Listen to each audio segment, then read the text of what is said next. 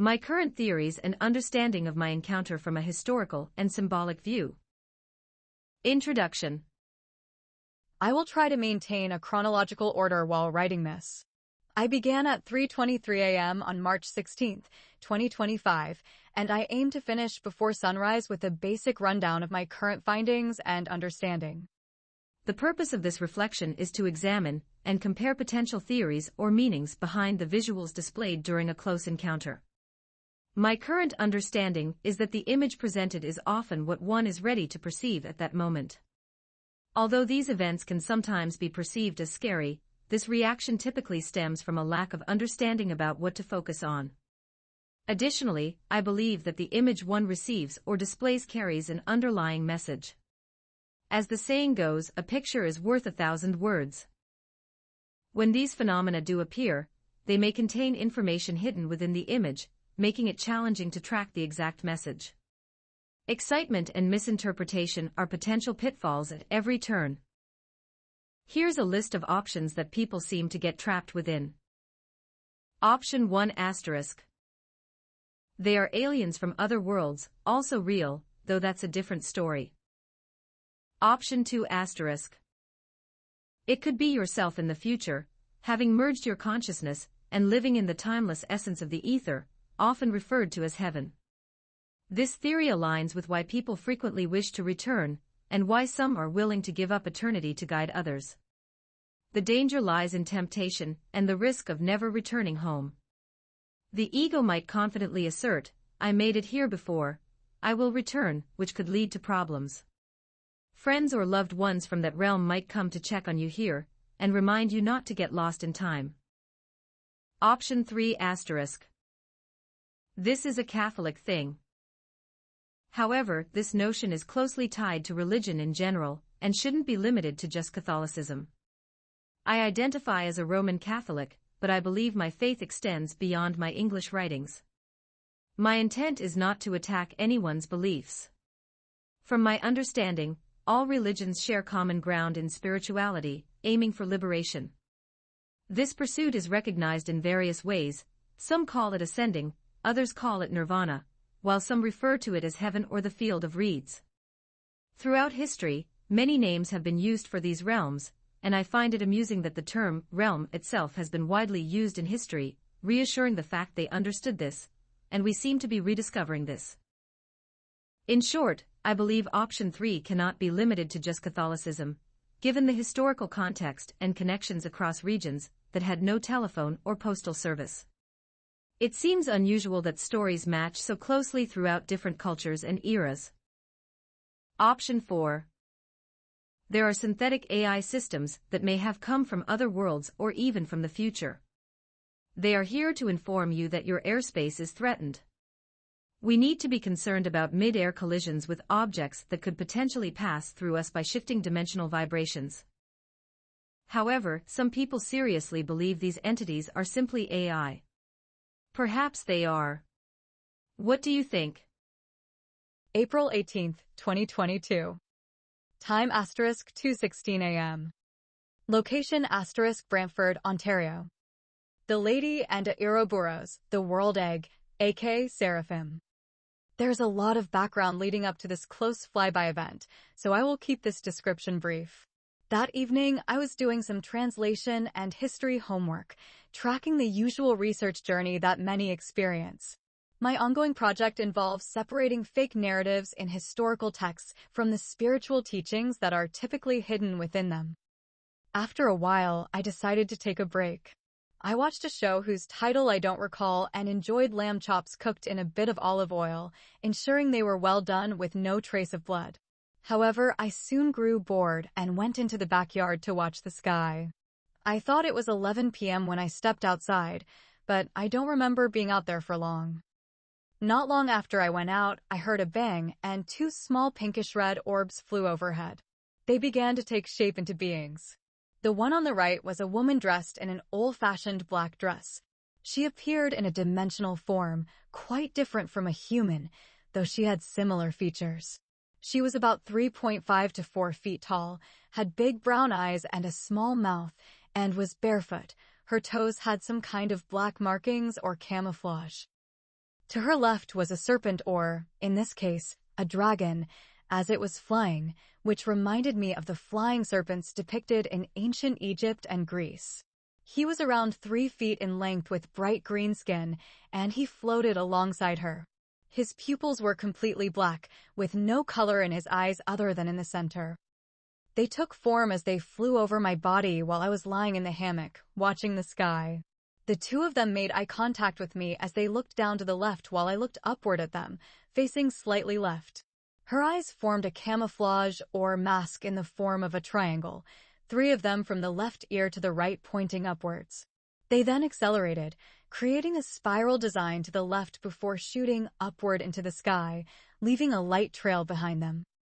I reached for my cell phone and took a picture of the light trail. It didn't come out well in the photo, but it serves its purpose to document the time, date, and location of the event. I tracked various types of these events in history and time, and I'm still searching for their meaning.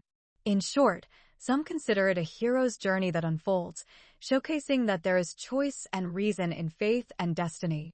Is this a true concept, or is it all just luck? What I do know is that other encounters of this nature have led to wild myths and histories in almost every location in the world.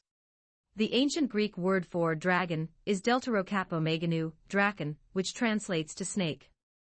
Alternatively, in different contexts, they would have used the relevant Greek words according to the narrative. Another term for snake is ropyepsilantaunu, or erpaton, which means reptile, and phyepsilanomeganu, or ophis, aka snakes. In Egypt, we have a number of gods associated with dragons, and a common theme appears to be present among them. The seraphim, often referred to as the fiery ones, are called this because their plasma ball resembles fire. Although it seems that contact with an orb may result in being burned from the inside out, I have found that not all individuals appear to be injured. Recently, I learned that some do get injured. Prior to this, I had no reason to assume that anyone would be burned upon contact with an orb. The point I want to make is that seraphim in Catholicism are understood to be throne guards, a belief that also existed in Egypt, along with various other associations we will discuss later. Mehen is the guardian dragon or flying serpent associated with Ra. You will often find an image of him on certain keys of life related to the principles of Ma'at. Mehen is a protective deity who is depicted as a snake which coils around the sun god Ra during his journey through the night, for instance in the Amduat. In Rome, during medieval times, there are stories about a javelin that would pierce the chest of an unworthy contender on their path, or sometimes even catch someone alone in the woods at night. In China, the dragon in Chinese culture symbolizes good luck, strength, health, and the male element, yang. Chinese dragons are heralded as bringers of good fortune, associated with rain and water. Further to this, the mother of dragons, Longmu, is a revered goddess who raised 5 infant dragons, becoming a symbol of filial devotion and parental love. She and her dragons are seen as guardians of the village, bringing rain and protecting the community. This is a similar example to the Roman and Greek Minerva, aka Athena. As for creation stories and Buddhas starting from the east and moving around, we can find Nuwa, a creator goddess, often depicted with a snake-like lower body. They have a lot I still have to get at for the dragon, and their understanding of nature of these topics from an Eastern spiritual perspective. The most famous Egyptian dragon is Apep or Apophis, the sea serpent and bringer of chaos. Several dragons wanted to destroy the world. In Mesopotamian religion, Tiamat, Akkadian, Dti.amat or Dtam.tum, Ancient Greek, Theta Alpha Lambda Tau Tau Eta, Romanized, Thalat, represents the primordial sea.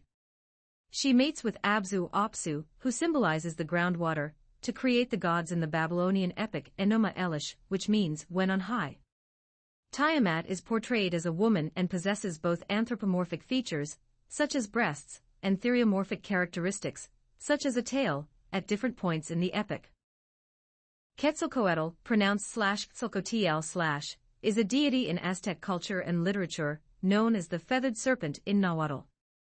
Within the Aztec pantheon, he is associated with wind, Venus, the sun, as well as merchants, arts, crafts, knowledge, and learning. Quetzalcoatl is also recognized as the patron god of the Aztec priesthood. He is one of several important gods in the Aztec mythology, alongside Tlaloc, Tezcatlipoca, and Huitzilopochtli. Additionally, Tlaloc, the god of rain, and Xolotl, a psychopomp and twin deity, are also linked to the planet Venus. Note the association with celestial bodies, particularly Venus as the mother goddess. It is said that there are 99 names for the mother goddess, and I have been trying to learn them all. However, there is a theory called Dunbar's theory, which claims that we can only hold around 150 names in our memory at one time. If this is true, then it would be quite challenging to remember all the names without the access to storage we have today. In the mythology of Andean civilizations in South America, the Amaru or Katari, Aymara, is a mythical serpent or dragon. In Inca mythology, Amaru is a large double-headed serpent that resides underground, at the bottoms of lakes and rivers. The list goes on. Not all of these entries are exact, but there is some form of truth about the species or the realm from which they originate. All messages seem to be spiritual in nature, and my own experiences align with this understanding. Mainly, if they wished us harm, it would have happened by now. I do not foresee a motive in which they aim to harm or mislead us. It has been thousands of years, and they still try to help, yet we still haven't figured it out. Why is that?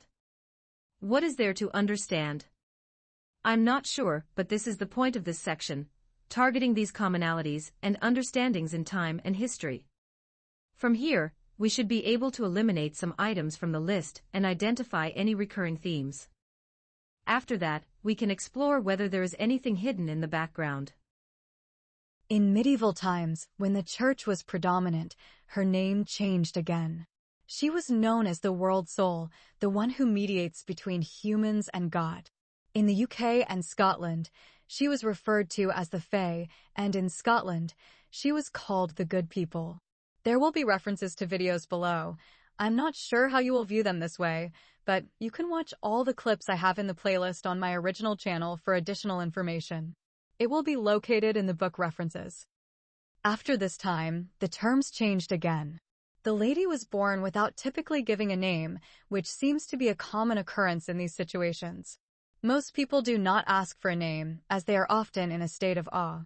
If someone were to ask, the reply would likely be, "Why does it matter?" There is a theory behind this, and it may serve as a way to judge the character of beings from this realm. A being who doesn't give their name may have their own agenda, as it is commonly understood that knowing a name allows one to summon or call that being. This method of contact has been used by alchemists since medieval times. However, I do not recommend it, as those who delve deeply enough into this practice often discover that the cost of controlling a being for a brief time here isn't worth the price in their realm. Yet, some throughout history have attempted this. A notable example is the saint known as the Flying Saint, Saint Joseph of Cupertino, who is said to levitate, but also had a dramatic fall. There is a story of the Apostle Peter praying to God to stop his flying, causing him to halt midair and fall, breaking his legs. Subsequently, the previously non-hostile crowd stoned him to death. This is a known theory or fact for those who are aware. I mean, there is an ancient text that, when combined with other older texts, creates a larger picture telling the story of what was considered God's original plan. Don't ask me where to find that link right now, as I can't recall the sources. Perhaps it was my ADHD that helped me piece the puzzle together, which can come in handy. Anyway, I know it relates to the War Scroll, the Book of Giants, the Book of Enoch, and also Genesis. Happy hunting! Wink with tongue sticking out. The main idea is that God's original plan involved 70 or 72 humans who were abnormally strong or gifted. These individuals are not part of our immediate family. They exist as a family in a different realm, if that makes sense. We are all one. Some of them are new, while others are very old. Some could be described as gods or angels in human form, taking a journey without any memory to see if they can help humanity and find their way home. We often thought that a casino represented a bad gamble, but consider this: trying to return to help people, only to fail repeatedly, and cycling back endlessly until you finally find your way home. These individuals were considered high priests. Their purpose was to grow spiritually and share their teachings and understanding with the public. This often left them in various uncomfortable positions, as it was seen as a hierarchy of how God wanted the world to be governed, known as the Divine Council. This structure faced historical opposition due to a takeover by a particular predominant church, which acted as its mastermind and keeper.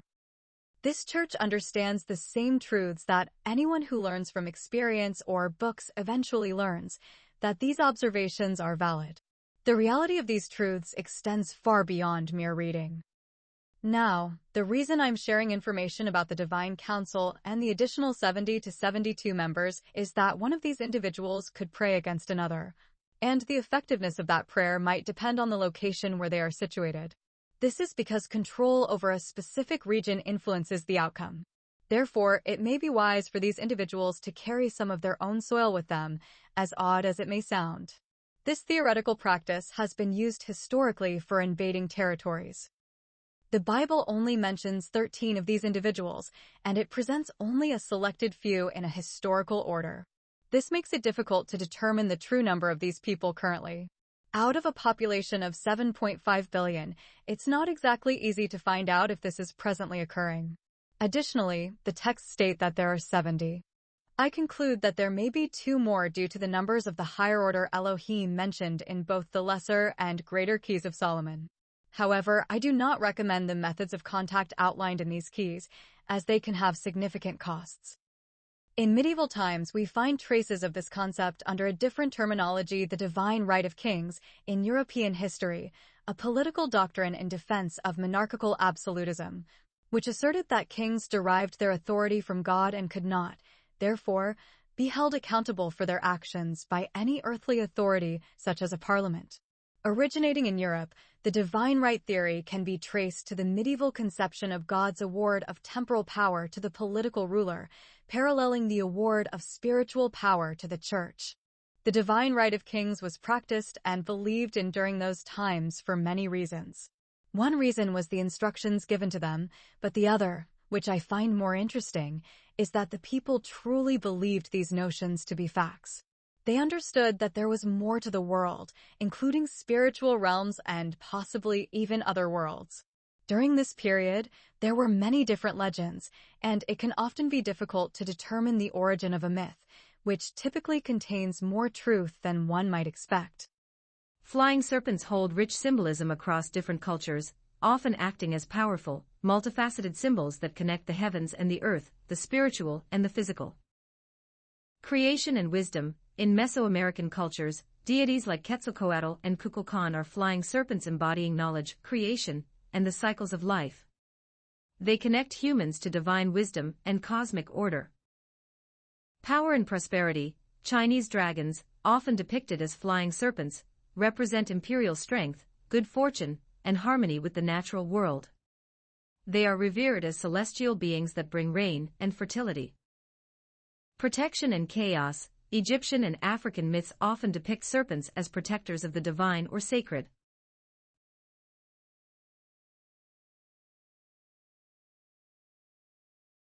African myths often depict serpents as protectors of the divine or sacred. Conversely, they can also signify chaos, as seen in Persian mythology with Azzy-Dhaka, a destructive flying serpent figure. Transformation and connection. Native American and Aboriginal Australian myths, with figures like Avanu or the rainbow serpent, highlight flying serpents as symbols of transformation, spiritual journeys, and the balance between creation and destruction. Mystery and danger. In biblical contexts, flying serpents can represent trials, divine wrath, or spiritual challenges. They are mysterious and often evoke awe or fear. Ultimately, flying serpents often symbolize duality. They bridge opposing realms such as earth and sky, chaos and order, mortality and divinity. They remind us of the complex and interconnected forces that govern existence.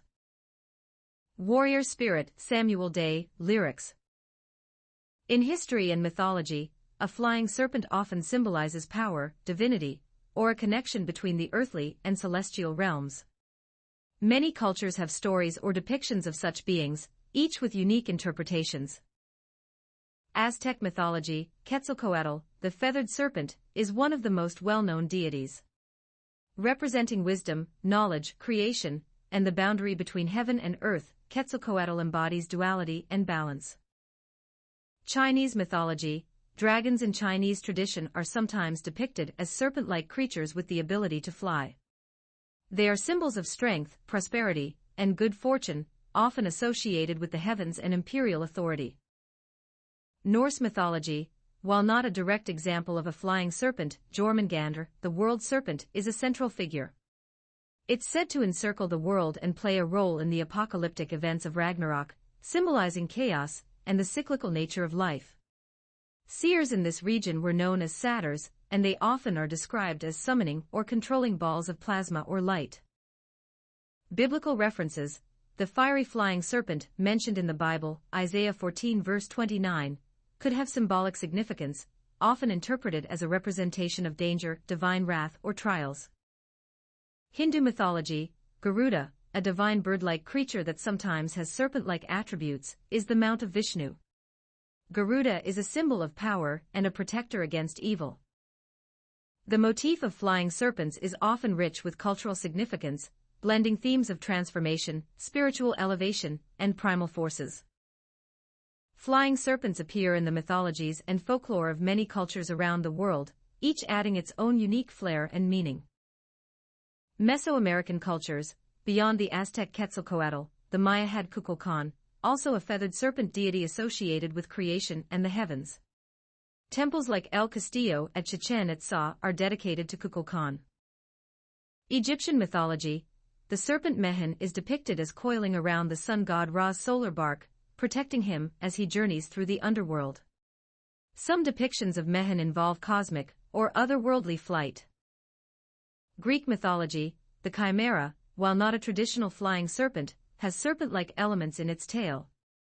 Greek mythology often features hybrid creatures symbolizing chaos or divine power. Native American myths. Some tribes, like the Pueblos, tell of a Vanu, a horned serpent associated with rain and water. While not always depicted as flying, its divine and transformative attributes echo similar themes. Indigenous Australian stories. The rainbow serpent, found in Aboriginal mythology, is a powerful creation spirit. Although typically linked to rivers and rain, some traditions describe its celestial and transformative aspects. African folklore. In some African myths, serpent-like dragons or creatures act as guardians of wisdom and sacred spaces, occasionally with the ability to traverse skies or realms. Persian mythology. The creature Azzy-Dhaka, though typically grounded, is a three-headed serpent-like monster capable of great destruction.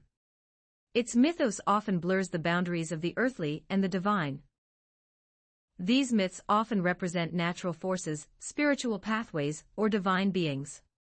Flying serpents universally captivate the imagination as symbols of transformation and connectivity between worlds. AI conversation responses on possible reasons behind the encounter. Visual meanings. Camouflage over the eyes has historically been used for practical and strategic reasons. In military contexts, soldiers often applied dark paint or patterns around their eyes to reduce glare and blend into their surroundings, making them less visible to enemies. This technique was especially useful in environments where shadows and natural patterns could help conceal their presence. Beyond the battlefield, camouflage has also been used in cultural and artistic expressions.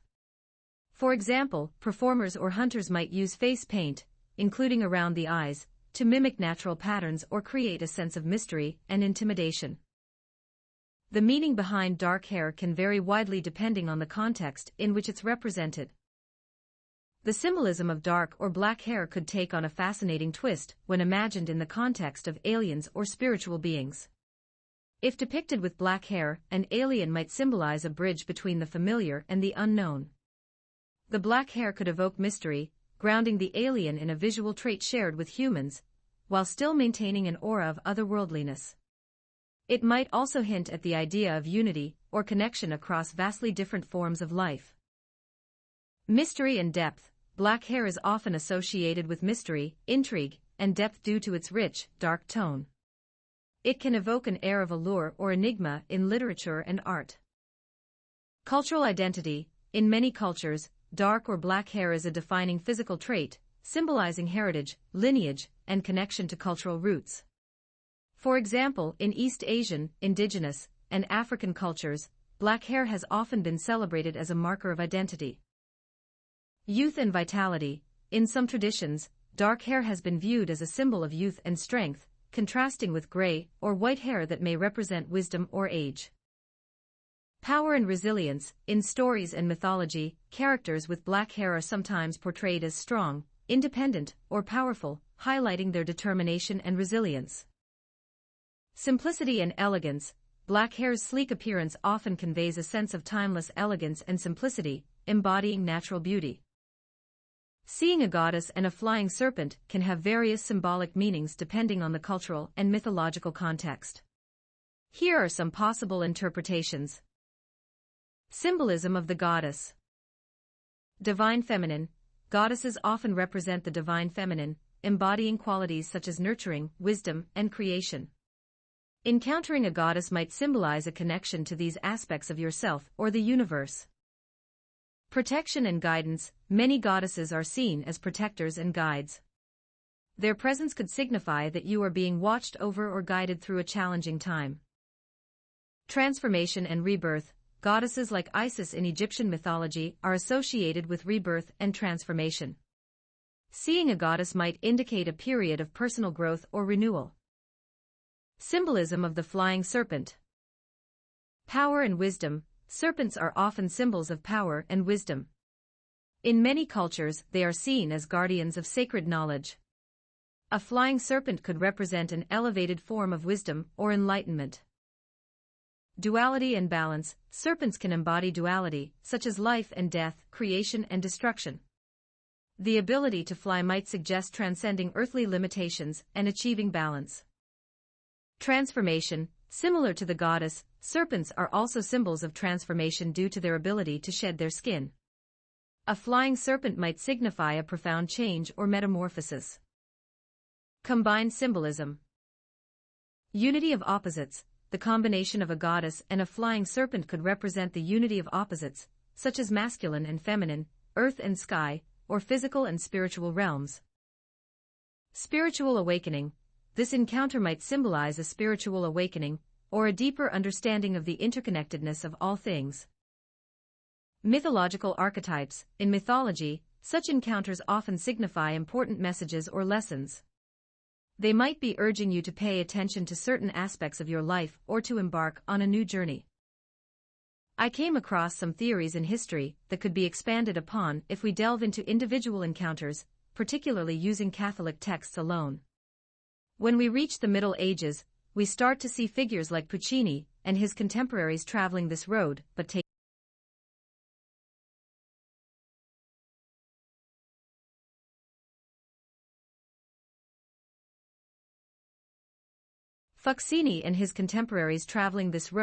taking many detours. What I haven't done yet is summarize my findings. I can see the pattern and design behind the possible meanings of those visual representations this time. The question is it one theory, another, or a mix of them all? I believe it's likely a combination of all these elements. However, where do we distinguish fact from story, and how should this information be perceived and utilized for the benefit of everyone?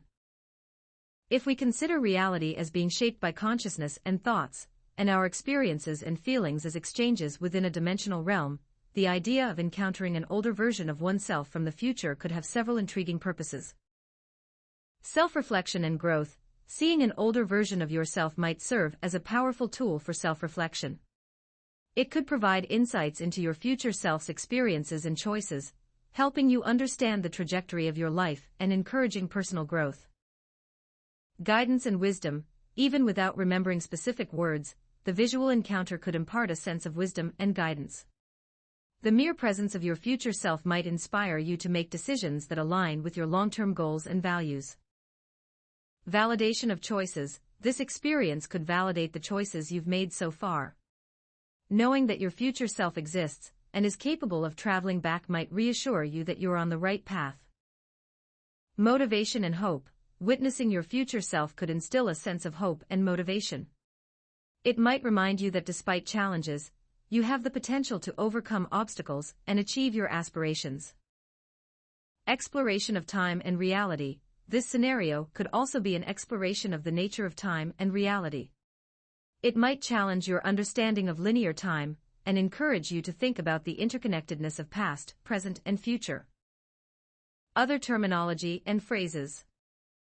Some ways of calling are known under terms in India such as Devayo do call them is called Devatha Dushti, which translates to attraction of the gods, i.e. to ask favor by giving an offering or merits to them.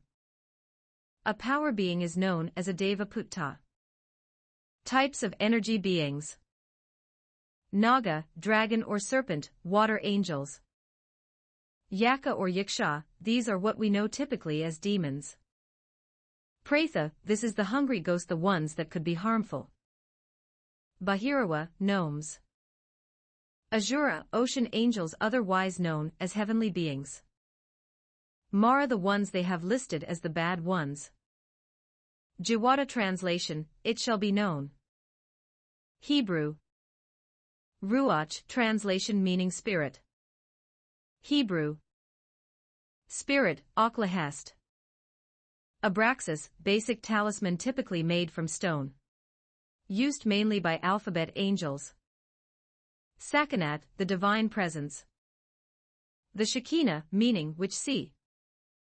Sakti, the female energy of Brahma, Vishnu and Shiva. Sephora, the name of the wife to Moses. Sit lux et lux fiut, let there be light. Soli sanctissimo sacrum, sacred to the most holy Son. Stellato sedet solo, he sits alone on his story throne. Ada Jiber Lolam Adonai, thou art mighty forever, O Lord. En Sof, the phrase means intellectual light. Galzu hybrid sometimes visits in visions normally to cause change or order commands. Rabboni translates to master. Kavod glory is a powerful object and is used as a weapon sometimes. Theoi gods. Keruvim, the act of covering. Michael, first commander. Theos god. Deos, mainly female gods. Book of Angels. Angels.